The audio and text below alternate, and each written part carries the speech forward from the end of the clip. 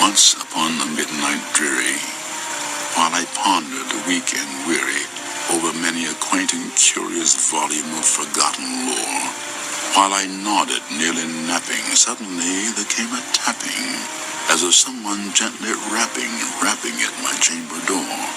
"'Tis some visitor," I muttered, tapping at my chamber door. "Only this, and nothing more." Ah, distinctly I remember. It was in the bleak December, and each separate dying ember brought its ghost upon the floor. Eagerly I wished the morrow. Vainly had I sought to borrow from my books surcease of sorrow, sorrow for the lost Lenore, for the rare and radiant maiden whom the angels name Lenore, nameless here forevermore. And the silken, sad, uncertain rustling of each purple curtain thrilled me, filled me with fantastic terrors never felt before, so that now, to still the beating of my heart, I stood repeating, "'Tis some visitor entreating entrance at my chamber door, some late visitor entreating entrance at my chamber door. This it is, and nothing more." Presently my soul grew stronger, hesitating then no longer.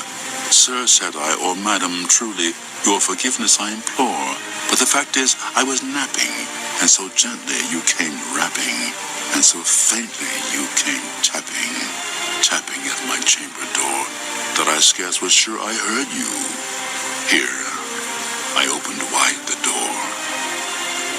Darkness there, and nothing more. Deep into this darkness peering, long I stood there wondering, fearing, doubting, dreaming dreams no mortal ever dared to dream before. But the silence was unbroken, and the stillness gave no token, and the only word there spoken was the whispered word, Lenore. This I whispered, and an echo murmured back the word, Lenore. Merely this, and nothing more.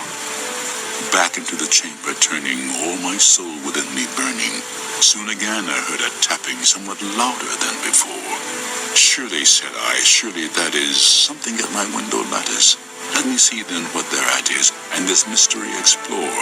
Let my heart be still a moment, and this mystery explore. 'Tis the wind, and nothing more."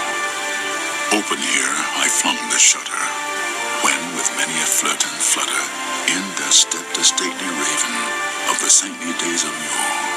Not the least obeisance made he, not a minute stopped or stayed he, but with mien of lord or lady, perched above my chamber door, perched upon the bust of Pallas, just above my chamber door, perched and sat, and nothing more. Then this ebony bird beguiling my sad fancy into smiling, by the grave and stern decorum of the countenance it wore.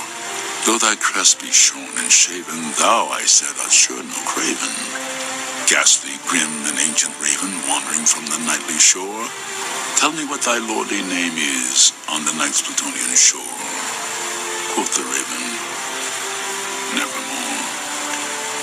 Much I marveled at this ungainly fowl to hear discourse so plainly, though its answer little meaning, little relevancy bore.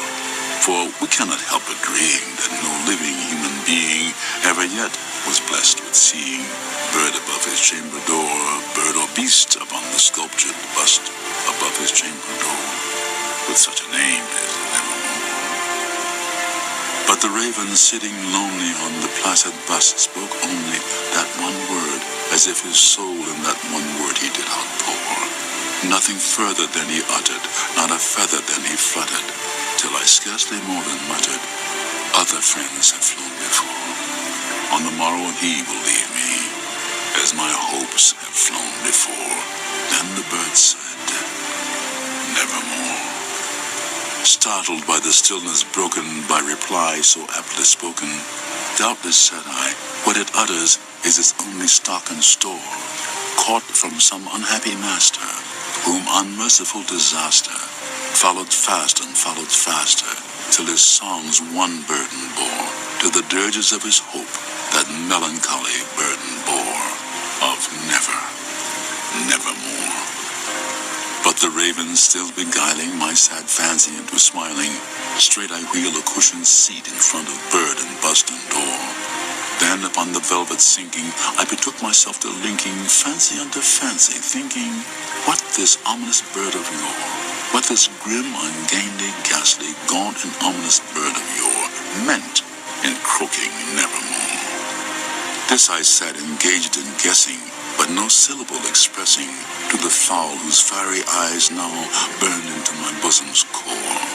This and more I sat divining, with my head at ease reclining on the cushion's velvet lining, that the lamplight gloated o'er, but whose velvet violet lining the lamplight gloating o'er she shall press, nevermore. Then methought the air grew denser, perfumed from some unseen censer, sung by seraphim whose footfalls tinkled on the tufted floor. Wretch, I cried, thy God hath lent thee, by these angels he hath sent thee, respite, respite, and nepenthe from thy memories of Lenore. Quaff, oh quaff this kind nepenthe, and forget this lost Lenore.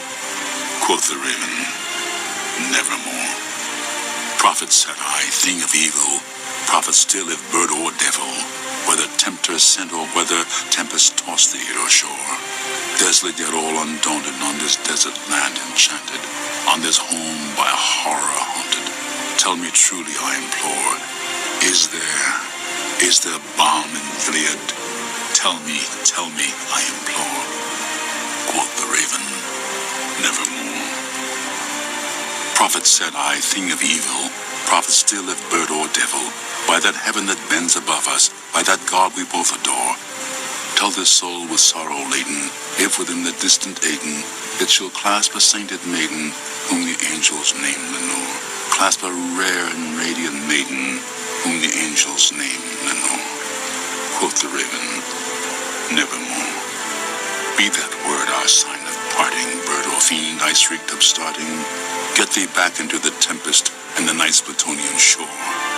Leave no black plume as a token of that lie thy soul hath spoken. Leave my loneliness unbroken. Quit the bust above my door. Take thy beak from out my heart, and take thy form from out my door. Quoth the raven, nevermore.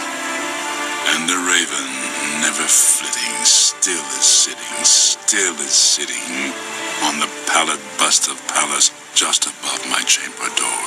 And his eyes have all the seeming of a demon's that is dreaming, and the lamplight o'er him streaming throws his shadow on the floor.